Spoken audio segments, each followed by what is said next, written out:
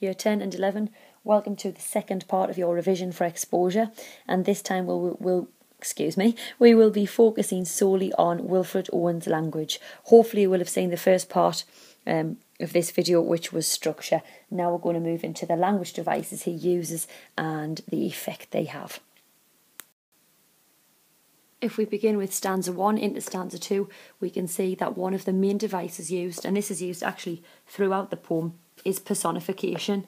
More often than not, Wilfred Owen personifies the weather. As we can see in line 1, our brains ache in the merciless east winds that knife us. This personification of the wind being a knife makes the weather seem more deadly. It's as if it is actually stabbing the men. So on line 1, we are shown just how threatening the weather is and how dangerous it is. And actually, in line 1, we are told straight away that it's killing the men. Personification on line 6 as well, which goes into a simile on line 7. Watching, we hear the mad gusts tugging on the wire. So you can imagine, I always picture that they've got barbed wire around or some sort of wire fencing to try and protect themselves from the enemy. And the wind is incessantly attacking and grabbing and rumbling the wire, and this noise is obviously quite frightening. And once again, it shows us that the weather is incessant, it's constant, it's not going to stop. On line 7, this turns into a simile, as we can see, like the twitching agonies of men. So the idea is that the noise this rattling and tugging is making on the wire is compared to the worries, the woes and the agonies that the men feel. I think that's a subtle hint to the insanity that some of the men suffered. As we can see, the twitching agonies of men. Okay.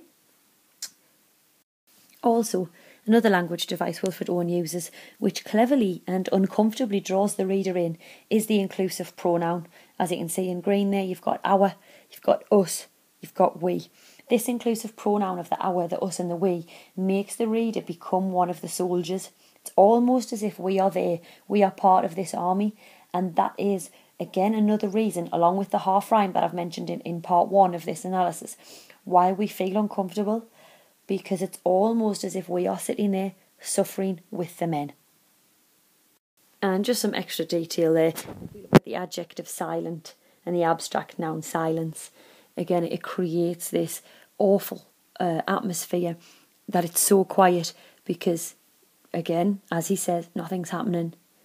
And that silence is almost the stealth weather attacking, as we find out later. He actually says that the snow is stealth, and the silence, I suppose, supports that. As we carry on to the end of stanza 2, there we can see the flickering gunnery rumbles far off like a dull rumour of some other war. Everyone has a different take on this. I tend to think that when they're sitting there in the trench, it's almost like they can hear gunshots in the distance, but they either choose to believe that it's not a threat to them, so it's like a dull rumour of some other war, or they try to imagine that it is. So it's almost this idea, and it's in the start of line 9, far off, that the enemy isn't going to harm them because they're so far in the distance. Again, in poetry, it's your interpretation. We get the rhetorical question that I discussed in part 1 of the structural analysis. Sorry, I will get my words out. And what are we doing here?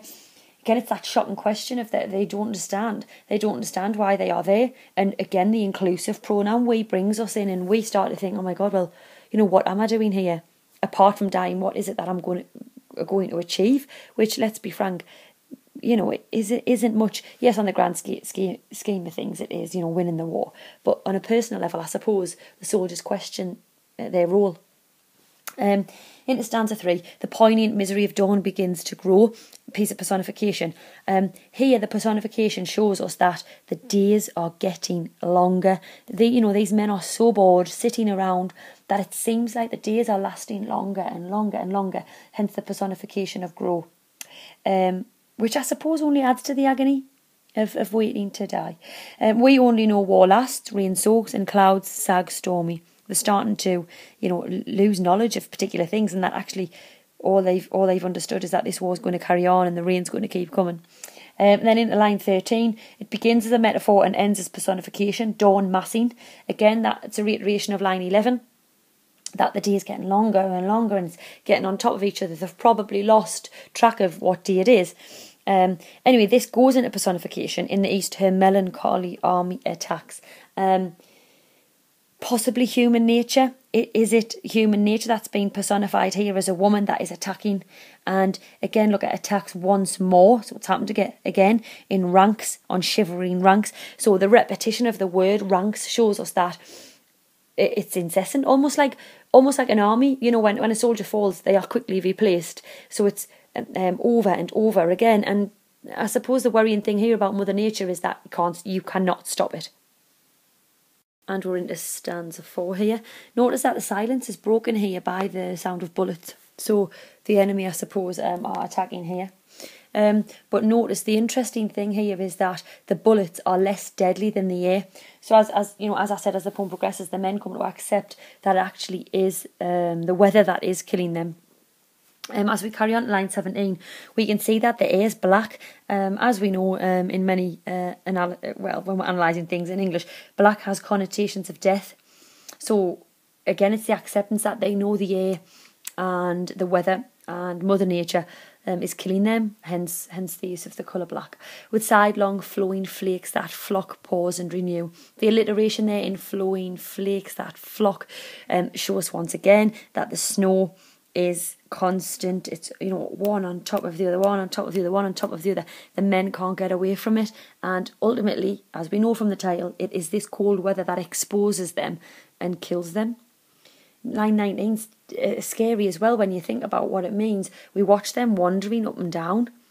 So it's as if the snow is just wandering up and down really casually, picking out people to kill, which for the most part, is a lot of people.